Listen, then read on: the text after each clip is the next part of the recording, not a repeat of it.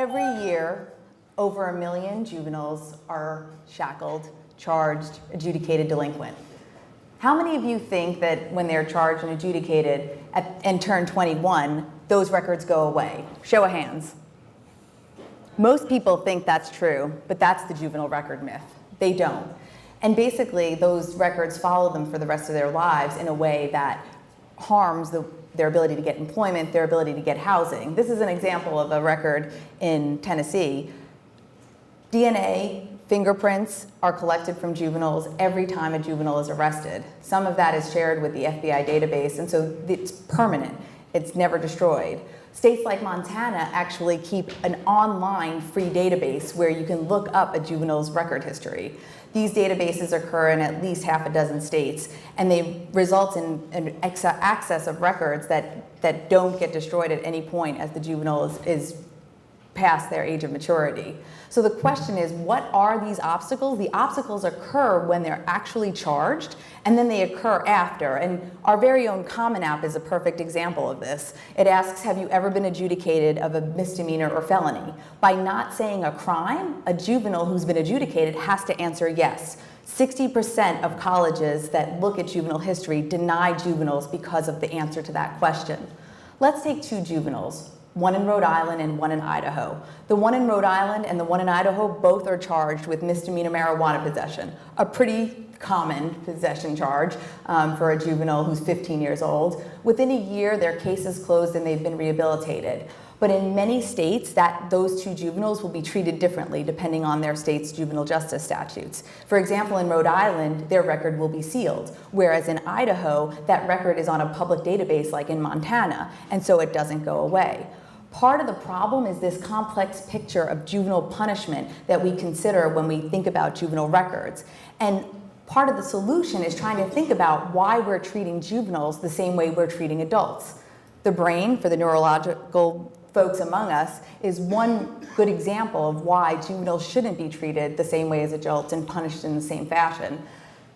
Anyone who's taught anyone who's 21 years old or younger can attest to the fact that their frontal lobe just doesn't have the same capacity or maturity of an adult. And in fact, their peer influences, their ability to recidivate increases during this very constrained period of time. But the truth is, juveniles outgrow criminal records. And so the state statutes should follow suit in giving them tools to make them disappear. Are there mechanisms like that? Yes, there are essentially 3 types of mechanisms that states use that help juveniles rehabilitate and actually rid themselves of their juvenile records. The problem is that states use a patchwork of these statutes, and so no state, like Rhode Island and Ohio, do it exactly the same way.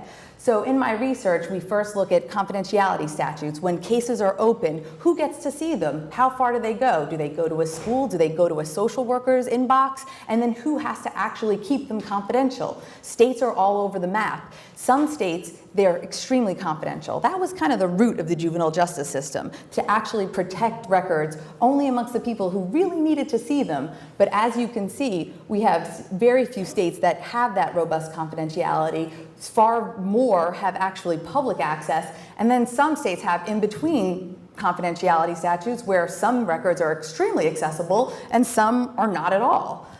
The other mechanism states have are sealing and expungement statutes. Sealing's just what it sounds like. You actually take a record, seal it when the case is over, and put it in a drawer, never to be retrieved again. Expungement actually physically destroys the record. So you actually have an ability to remove the record from the juvenile's history.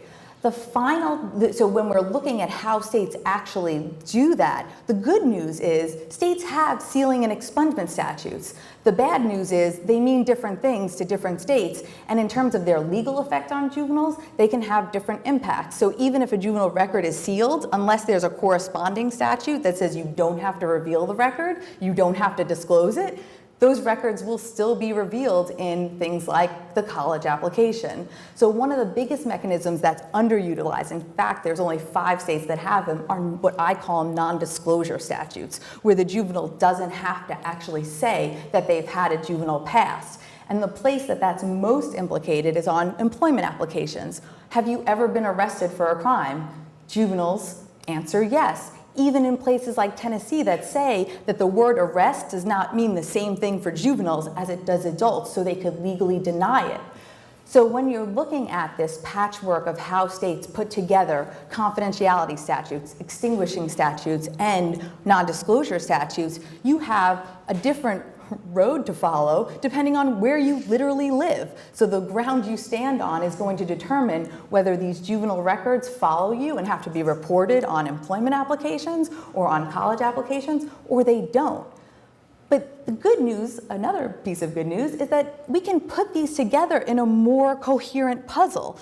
States could adopt, and there are model statutes that allow them to see how confidentiality should be robust so that juvenile records aren't exposed from the very beginning when the case is open. Extinguishing statutes can seal and destroy them. And then finally, probably the most Herculean task is to keep the juveniles themselves, which are usually the biggest culprits of talking about the records, from talking about them to other people, to in their school context when the cases are ongoing, or even more importantly in the future when they're actually trying to get jobs.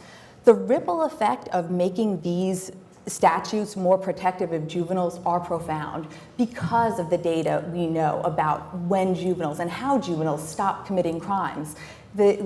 Over time, researchers, criminologists have shown that it's really consistent that kids stop committing crimes. And so to really free them from their shackles, I think we should heed what juvenile justice scholars are telling us, which is that we're entering a new wave of juvenile justice reform, a wave where kids are different, and juvenile records should not be left behind. Thank you.